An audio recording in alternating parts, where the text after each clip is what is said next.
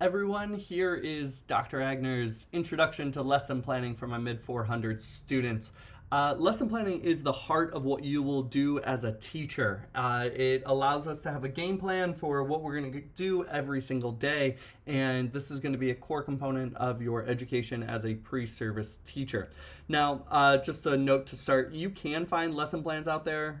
Things like Teachers Pay Teachers and Google, you can find lesson plans out there. But the problem is I've never actually found a lesson plan I liked, and I always decided to make my own, and I'll explain why later. Plus, I'm going to expect you to make your own because this is how we understand and how we develop the skills we need to become teachers. So I will start by hitting you with a couple of these big questions for you to consider as you are lesson planning. First question, who are your students? What are your goals? What is your content? And then most of all, how do all of these ideas connect? Your students, your goals, and your content. How do you pull all of these pieces together? Those are things I want you to be thinking about. So let's break those down a little bit.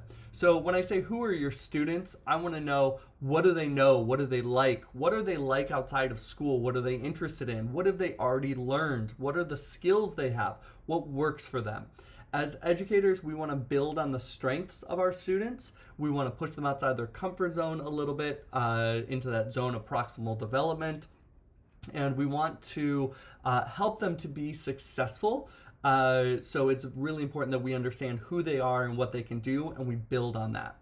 Then we go into what are your goals. So mainly we talk about our state standards, but it goes beyond that. So the Missouri Learning Standards are these really complex statements that say students should know this by the end of this grade. But we need to unpack those. And it's important that we acknowledge there's more than just those state standards. Because in some ways there's so much built into them, and you as a professional need to be able to unpack that and figure out what's the most important part.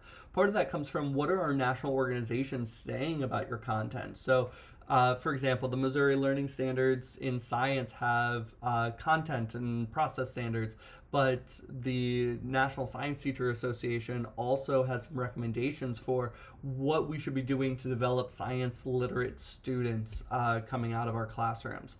And then there's all these other parts. What are important besides the state standards?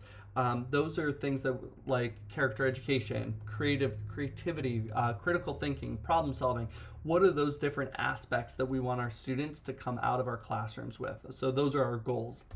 When we look at our content, we want to be mindful of the vertical planning components. What is it building on? Say I'm teaching 7th grade math. What they learned in 6th grade math is the foundation for what we're going to do in 7th grade math. So I need to be aware of that. I also need to know what that 8th grade math teacher is expecting my students to know coming out of my class, and what they'll be expecting to build upon once they get into that next year.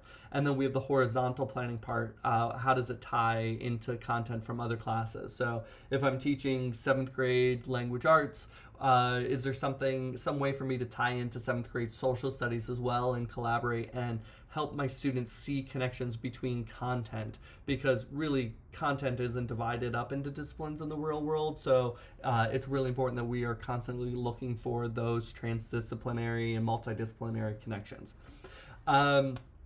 But most importantly, again, how does this all connect? So if I want to be thinking about my students, my goals, and my content all at the same time, which you do need to juggle all of that, and ask yourselves questions like, how do you create a learning opportunity for your students to learn what you think is important in the state standards? And we can dive more into that through the lesson planning process. Before we get too deep into it, I want to start talking about your mindset and how you're thinking about this. And I want to share some words from one of my mentors, one of my professors when I was getting my PhD, Dr. Patty Brosnan. She said, "We will no longer teach teachers how to teach, but rather how to get students to learn." Now, this may seem like two sides of the same coin, and in some ways it is, but it's a matter of perspective. In this quote, we are shifting our perspective from the teacher to the student. It's not about us as educators. It's about our students. What are they learning? It's not about what we're teaching. I can teach to an empty room and be really, really good at it, but that doesn't matter a lick if my students aren't learning. So I want to I want you to pay attention to how are we getting our students to learn. It's not about you, it's about your students. Another big thing to think about is this idea of style. Lesson planning style is different depending on who you talk to. Even across MSU, you will encounter different people with different perspectives and styles of lesson planning. So I'm going to teach you about my style of lesson planning, and this is based on my experience as a middle school teacher, as a teacher educator. It's based on my research and what I've determined to be important components of lesson planning. Also, as my role as the coordinator of the middle level program at Missouri State, these are going to be the expectations that I have for all students going through the program. So any of the classes that start with mid, if you're going to be doing lesson planning, I expect it to follow these expectations. So that goes from mid 400, 425, 439, and 493, which is your culminating student teaching experiences. But this is an overview, this is an introduction. We won't get down into all the nitty gritty quite yet. This is just kind of an overview, trying to introduce you to this idea. Keep in mind when you get into your content methods courses, say you take science methods with Dr. Saunders, or English language arts methods with Dr. Hadley, or Dr. Sullivan teaches math science or math methods. They might have different expectations. That's totally fine. You need to make sure that you are learning from everyone that you encounter, and just following the expectations for those individual courses. Now, for my style, I will tell you that it is highly influenced by these two stylish gentlemen, Grant Wiggins and Jay McTighe. Jay McTighe is actually the guy in the top left, and Grant Wiggins is down in the bottom right. These two guys came up with this idea called Understanding by Design, often abbreviated UBD. Understanding by Design has a couple of key ideas that I want you to become familiar with. The first one is their big goal, and as they say it, their goal is to get people to teach and assess for understanding and transfer. Now let's unpack that a little bit. Their idea of understanding is all about what do students actually understand and what can they transfer to a new context. So in order for us to teach and to assess, we first need to determine what is worth understanding. Like I was talking about with those content standards and those Missouri learning standards, there's a lot to it. And you as a professional educator get to determine with your best judgment that you are developing as we go, what's the most important part of it? What's worth understanding? What are the skills relevant? What do we want our students to get out of our classrooms, whether it's that creative thinking or collaboration skills, or if it's a really good understanding of the Krebs cycle. I don't know why you'd actually really need to understand that, but you get the idea. They also are very clear about differentiating knowing from understanding. Now, let me give you an example to highlight what they mean by this. If I tell you that 2 plus 2 is 4, and then I turn around and ask you, well, what is 2 plus 2? And you say 4. That tells me that you know it, and you know 2 plus 2 equals 4, but that doesn't tell me that you actually understand addition. Now, we want to teach our students to understand ideas, and it's really important that we are working to reach that understanding, and that's what Wiggins and McTighe talk about. They design educational experiences and curriculum and learning experiences to reach understanding. That whole 2 plus 2 equals 4, that can be separated with this whole transfer to new context. So again, if I want to know if you know 2 plus 2 equals 4, I can ask you what 2 plus 2 equals 4, or what 2 plus 2 is. But if I want to see if you understand addition, I might say, well, what's 3 plus 5? And if you can tell me that that's 8, that indicates that you maybe understand, because you can transfer it to a new context. So Wiggins and McTighe, Understanding by Design, really popular guys, big names in education. Jay McTighe is still around. Grant Wiggins passed away a few years ago, but if you can ever see Jay McTighe talk in person, he's absolutely brilliant. So one of their big ideas in understanding by design is this idea of backwards design. Now, they didn't come up with this.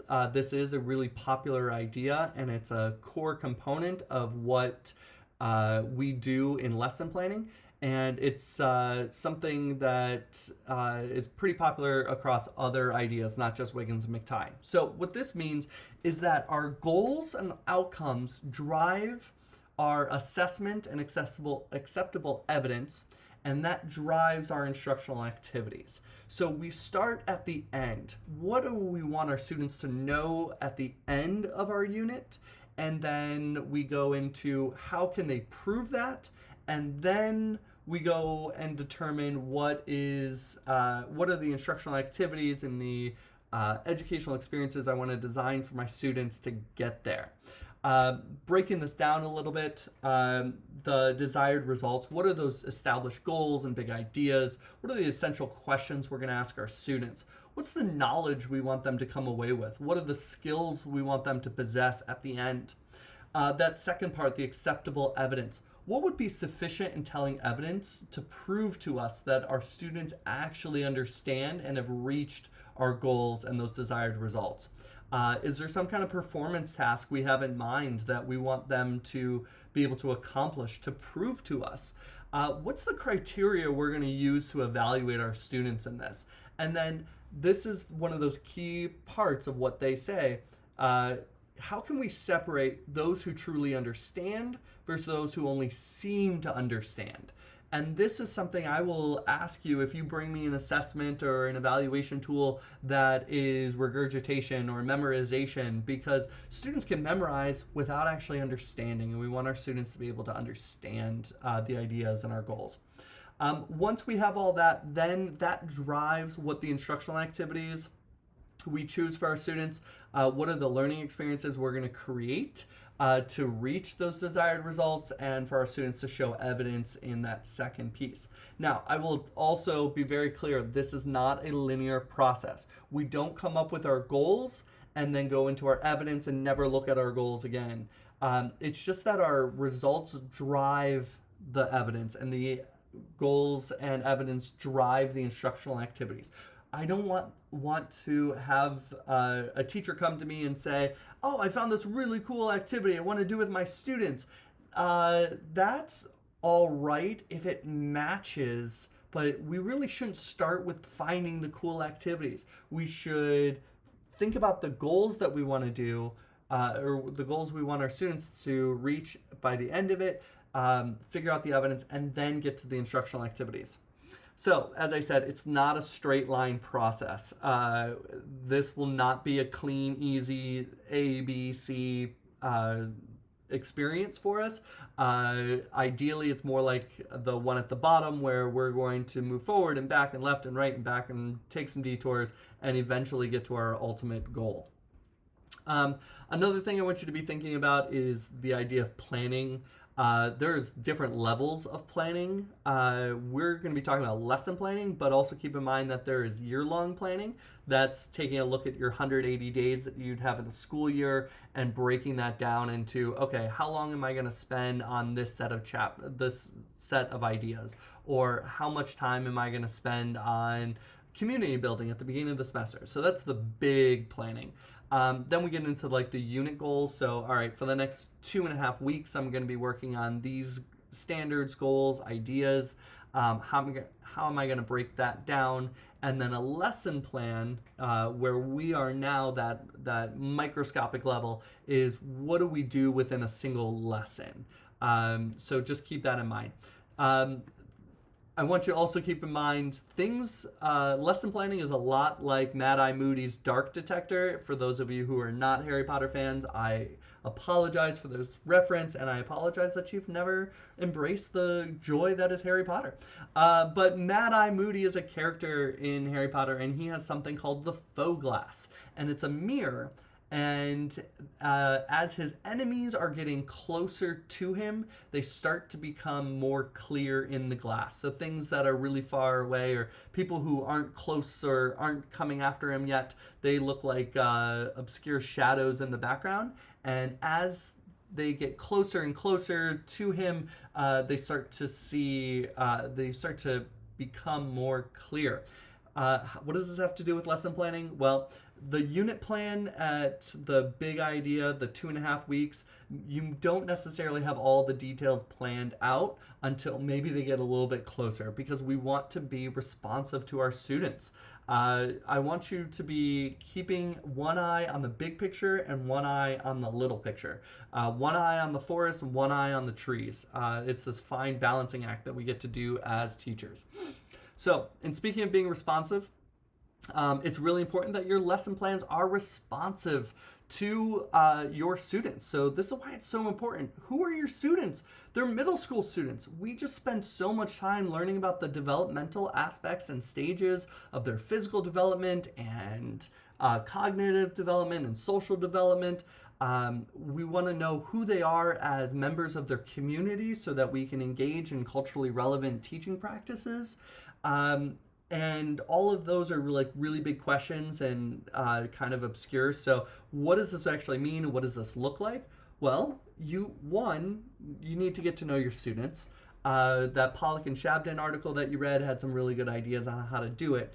And then you need to respond to it. You need to use that information about your students, and whether it's the big ideas of middle school students in general or more specific to your individual classes, I want to see evidence that you're thinking about who you're teaching when you're writing these lesson plans. So if you show me a lesson plan where your students are sitting for 45 straight minutes taking notes, that's going to tell me that you don't actually understand the developmental needs of middle school students. Middle school students need variety, they need social time, they need to be up and moving at times. They cannot sit and get for 45 minutes taking notes. That will be a very bad lesson plan to send to me. Don't do that. So I want to see evidence.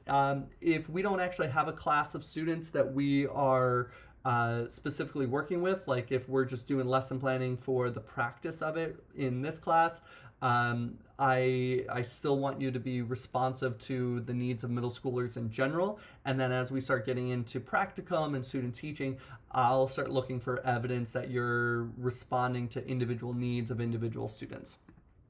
Couple of expectations and tips for you. It's a really good idea to overplan your lessons by about 10 to 15%. So if you have a 60-minute class, you need to plan for 65, 70 minutes. It's really important that your lesson plan never ends 15 minutes before the end of the class period and you have nothing left for your students to do. That will not be something that I would want to see if I come into your classroom. So you need to plan. You need to overplan. You need to overplan the questions. We've talked about the importance of really good questions. So I want to see more questions than you will actually ask. Be very thoughtful about that, because you don't necessarily know which way your class is going to go and your lesson is going to develop. So it's important that you have more things in your back pocket that you can adapt, extension activities. With that said, you're going to need to prioritize. So let's say you're halfway through class, but you're only 25 minutes through your lesson plan. You need to know what is the most important thing that you want your students to get out of that class, and you need to know how to adapt. I have a philosophy of structured flexibility. We have a plan, we have a game plan, we have a lesson plan, but we are always ready to adapt on the fly depending on the needs of our students, or if something happens. I remember teaching one day and had this great lesson plan with some gizmos I was going to use, and my students were going to watch this video, and then I had this great web quest all created, and the internet went down. So I had to adapt. Structured flexibility is your plan. Or maybe there's a fire drill in the middle of your class period, and you need to all of a sudden cut 15 minutes out of your lesson. Lots of different things pop up. So structured flexibility, it's a good mantra to adopt as a teacher. So let's get into some of the overview of what a lesson plan actually contains. Buckle up. You ready? Lesson plan requirements. Each of these boxes represents one core component of a lesson plan. So we have the standards, the Missouri Learning Standards. We have our learning objectives that you create. Those students will be able to, and content and condition. Essential questions, what are the big questions that are driving our instruction for that day? Connections to past and future lessons. What are you building on? What are you building towards? An anticipatory set is an outline or kind of a schedule that you would present to your students at the beginning of class saying, here's where we're going on this crazy adventure we call school. An introduction. How are you going to start your class? How are you going to introduce it? How are you going to engage or hook your students to this new topic? What are the instructional activities you're going to do with your students?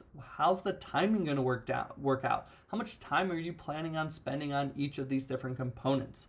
What are the questions you're going to ask your students? What are the responses you're expecting? What questions might your students ask you?